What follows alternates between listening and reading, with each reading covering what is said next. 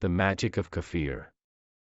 The shepherds of the North Caucasus region of Europe were only trying to transport milk the best way they knew how, in leather pouches strapped to the side of donkeys, when they made a significant discovery. A fermentation process would sometimes inadvertently occur en route, and when the pouches were opened upon arrival they would no longer contain milk but rather a pungent, effervescent, low-alcoholic substance instead. This unexpected development was a blessing in disguise. The new drink, which acquired the name kefir, turned out to be a health tonic, a naturally preserved dairy product and tasty addition to our culinary repertoire. Although their exact origin remains a mystery, we do know that yeast-based kefir grains have always been at the root of the kefir phenomenon.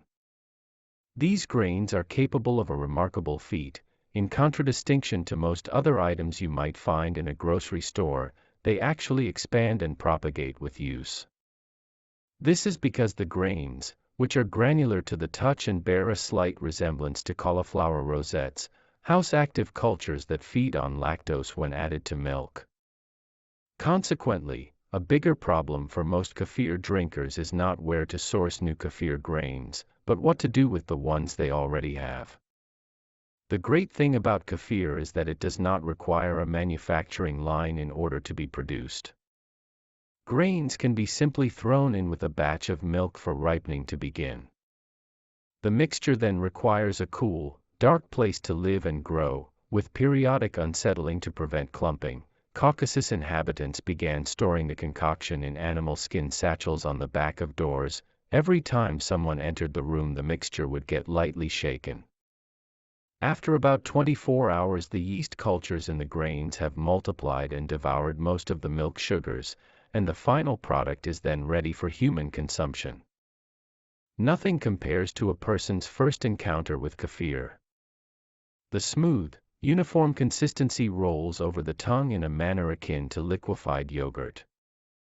The sharp, tart pungency of unsweetened yogurt is there too, but there is also a slight hint of effervescence, something most users will have previously associated only with mineral waters, soda, or beer. Kefir also comes with a subtle aroma of yeast, and depending on the type of milk and ripening conditions, ethanol content can reach up to 2 or 3%, about on par with a decent lager, although you can expect around 0.8 to 1% for a typical day-old preparation. This can bring out a tiny edge of alcohol in the kefir's flavor. Although it has prevailed largely as a fermented milk drink, over the years kefir has acquired a number of other uses. Many bakers use it instead of starter yeast in the preparation of sourdough, and the tangy flavor also makes kefir an ideal buttermilk substitute in pancakes. Kefir also accompanies sour cream as one of the main ingredients in cold beetroot soup and can be used in lieu of regular cow's milk on granola or cereal. As a way to keep their digestive systems fine-tuned, athletes sometimes combine kefir with yogurt in protein shakes. Associated for centuries with pictures of Slavic babushkas clutching a shawl in one hand and a cup of kefir in the other, the unassuming beverage has become a minor celebrity of the nascent health food movement in the contemporary West. Every day, more studies pour out supporting the benefits of a diet high in probiotics.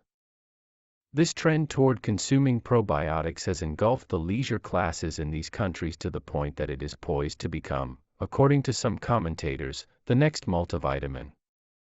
These days the word kefir is consequently more likely to bring to mind glamorous, yoga mat-toting women from Los Angeles than austere visions of blustery Eastern Europe. Kefir's rise in popularity has encouraged producers to take shortcuts or alter the production process. Some home users have omitted the ripening and cultivation process while commercial dealers often add thickeners, stabilizers, and sweeteners.